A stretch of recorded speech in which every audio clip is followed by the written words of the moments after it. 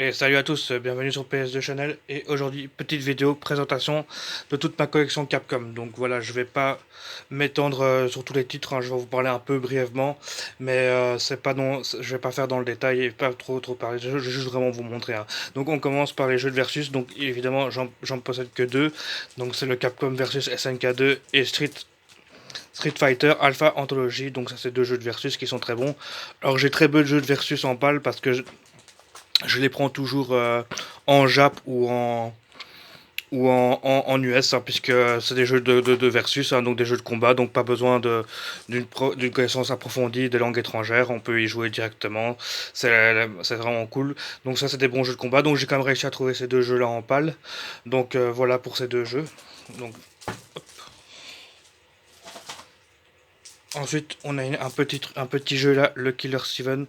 Donc Killer 7, ça c'est un jeu très particulier, hein, c'est un shooter action, on va dire, hein, donc qui a été créé par comment il s'appelle encore, celui qui a fait aussi sur Xbox 360 et PS3. euh, c'est quel jeu encore? C'est No More Heroes, je pense. C'est un peu la suite, le préquel de No More Heroes. Donc c'est Suda 51, voilà, Suda 51 qui est le créateur, le producteur de ce jeu. Donc voilà, c'est un jeu barré à la Suda 51. Donc voilà, donc très très bon titre, vraiment un jeu assez unique, hein, dans son gameplay. Donc vraiment très très sympa. C'est une curiosité quand même parce qu'il n'est pas, enfin si, il est quand même connu, mais je vous invite vraiment à le faire. Bon là, on va passer vite fait parce que j'étais déjà présenté. Donc on a les Devil May Cry, le 1, le 2 et le 3. Donc voilà. Ensuite, on a aussi le Special Edition, hein, qui corrigeait le 3, le Devil May Cry 3 parce qu'il y avait des problèmes de localisation dans, dans la difficulté du jeu en fait. Donc voilà, Devil May Cry. Vraiment une série exceptionnelle, vraiment des très très bons hack and slash de très haute volée. Surtout le premier que moi j'ai vraiment kiffé. Les autres, je les ai un peu moins aimés, mais le 1 m'a tellement mis une claque à l'époque quand il est sorti que j'ai vraiment adoré, hein. Dans le même genre, on a l'étrange Noël de Monsieur Jack, donc je vous ai déjà dit assez sur ce jeu-là, donc voilà, vous le commencez à le connaître. Ensuite, on a le petit Devil King, encore un hack and slash. Celui-là, je ne l'ai pas fait encore. C'est un jeu qui est pas si commun que ça, de chez Capcom. Donc c'est un jeu qui est sympa aussi, celui-là. Pas sympa, il a l'air sympa, mais je l'ai pas encore fait, donc je ne saurais pas vous en dire plus. Ensuite, on a une petite série qui est sympa là. On a les deux Maximo, hein, Maximo le premier et Maximo Army of Zin, qui sont la suite spirituelle des Ghouls and Girls. Donc ça, c'était petits jeux aussi un peu hack and slash aventure, on va dire. Et par contre, c'est des jeux qui sont quand même assez durs, hein. Donc c'est vraiment pour les plus jeunes, mais attention, c'est quand même il y a quand même un challenge dans les jeux Capcom, hein. Donc ouais, parce que Capcom, franchement, c'est vraiment un de mes éditeurs préférés parce que je les trouve vraiment bons dans tous les domaines. On continue avec les Shadow of Rome. Donc Shadow of Rome, là ici, je possède deux versions. Donc j'ai une version qui est sous blister en fait, et j'ai une version qui est ouverte. Donc voilà, Shadow of Rome aussi, ça c'est un jeu aussi qui est super sympa, qui se déroule dans les arènes des gladiateurs en fait, hein, à Rome. Et donc c'est un jeu hyper barbare, c'est hyper bien fait. Il y a deux côtés, hein, dans le jeu. Il y a un côté plus infiltration et un côté plus action, comme ça, jeu bourrin. Donc je vous le conseille vraiment, c'est vraiment deux bons jeux à faire au moins une fois dans sa vie, hein, cela. Ensuite, on continue avec des beat'em up, hein. Donc Godend, hein, voilà, Godend, lui, c'est vraiment un jeu exceptionnel. Pour moi, c'est vraiment le meilleur beat'em up 3D de tous les temps. Il y a vraiment tout dans ce jeu pour être excellent. Il y a de l'humour, les combats contre les boss sont super intéressants, toutes les techniques qu'on peut faire, enfin le gameplay qui est vraiment très approfondi dans ce jeu.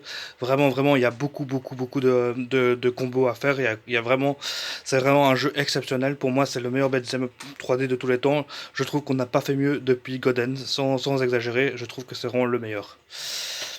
Bon, voilà, Final Fight Streetwise, ça c'est un épisode qui n'est pas terrible, hein, de la PS2, hein. Franchement, celui-là, il vole pas haut, hein, quand même, hein, comparé à d'autres beat'em de chez Capcom. Là, celui-là, il fait un peu peine à voir, mais c'est très triste parce que les jeux de base Final Fight étaient vraiment excellents.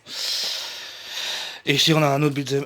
beat'em up qui lui est très bien aussi, hein, c'est le Beatdown, hein, celui-là il est excellent aussi, hein, donc voilà, ça c'est une pièce aussi qui est passée comme ça. Je pense qu'il est sorti aussi sur Xbox, il n'est pas exclusif à la PS2 celui-là, il me semble qu'il est sorti sur d'autres supports aussi.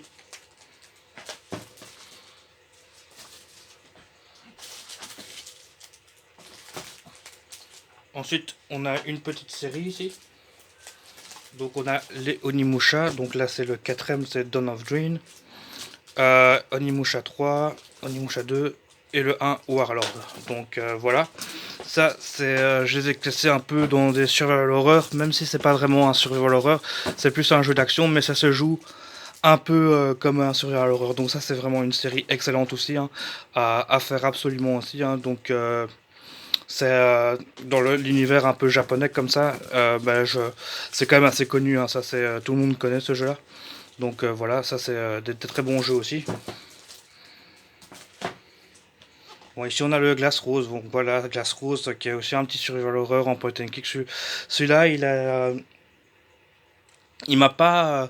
C'est une belle pièce de collection, mais quand le jeu je le trouve pas vraiment. Enfin, je sais pas, il est un peu lent, il est un peu. Enfin, j'ai pas trop aimé ce jeu-là. Je l'ai trouvé moyen, on va dire. Il était pas excellent, il était moyen. Ici, on a le Clock Tower 3 et Hunting Ground. Donc voilà, ça c'est deux jeux, deux très bons survival horror. Hein, donc je les mets ensemble parce que Hunting Ground peut être considéré comme un spin-off de la série Clock Tower. Donc là, c'est des jeux où vous êtes des victimes en fait un peu. Vous n'avez pas beaucoup d'armes pour vous défendre. Donc c'est des jeux où on joue à cache-cache en fait. Hein, donc c'est des jeux très sympas. C'est des très très bons survival horror. Ça fait vraiment partie des meilleurs survival horror de la PS2. C'est particulier, c'est un gameplay qui est aussi à l'ancienne, qui est très rigide, mais ça se laisse jouer. Franchement, c'est sympa. Si vous êtes fan de survival horror, je vous conseille vraiment de le faire. Et le Hunting Ground est super aussi. Hein. Mais par contre, celui-là, il est quand même à ses côtés. Ensuite, on termine avec les Resident Evil. Donc, j'en ai pas beaucoup de Resident Evil parce que je les ai tous pris en fait sur GameCube. Hein, parce que moi, Resident Evil, ça se passe vraiment sur GameCube et pas sur PS2 parce que nos épisodes exclusifs chez PlayStation 2, c'est pas terrible à comparer à, bah, évidemment, aux épisodes de la GameCube qui sont beaucoup mieux. Hein. Donc on commence avec le Resident Evil 4, on va dire. Hein. Donc voilà, le début de la fin pour Resident Evil. Hein. Donc c'est un très très bon jeu d'action, mais ce n'est pas un très bon Resident Evil. Hein. Ils ont complètement changé la formule, ça devient beaucoup plus bourrin. C'était un changement qui était nécessaire pour donner un peps à la formule qui a bien marché à l'époque, mais maintenant, avec le recul, je trouve qu'ils ont vraiment pas trahi le survival horror qu'il était de base, mais moi j'ai vraiment une préférence pour les survival horror à l'ancienne, hein, où je trouve où c'est beaucoup plus flippant parce que on n'a pas beaucoup de munitions, alors que dans ces derniers jeux, dans ces Resident Evil là, on est blindé de munitions, c'est complètement action, ça a vraiment changé, mais ça reste un très très bon jeu, mais pas un super Resident Evil. Donc le Veronica X, lui, très très bon, excellent. Il respecte vraiment les survival horror de l'époque. Celui-là, je l'adore, il fait partie de mes préférés.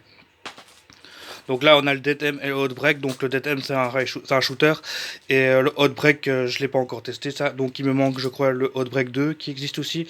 Et le Gun Survivor que je possède en Jap, en fait. Hein. Donc je ne le prendrai pas en pâle. On continue avec Mega Man X et Beautiful Joe. Voilà, deux petits jeux de plateforme sympa.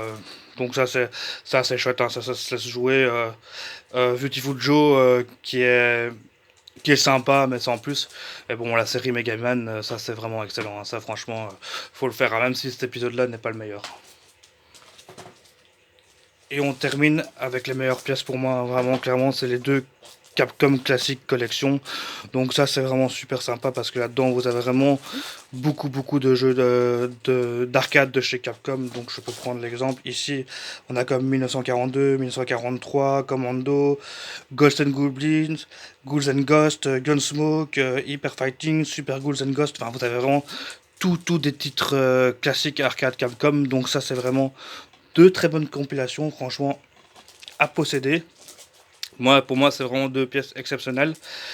Il existe aussi des compilations sur PS3 et PS4, je pense. Mais celle-là, je trouve vraiment sympa parce qu'ils ont mis vraiment. Donc, que ce soit les deux, la 1 et le 2, ils ont vraiment mis une section de jeux qui est vraiment très intéressante. Et voilà pour cette vidéo présentation Capcom.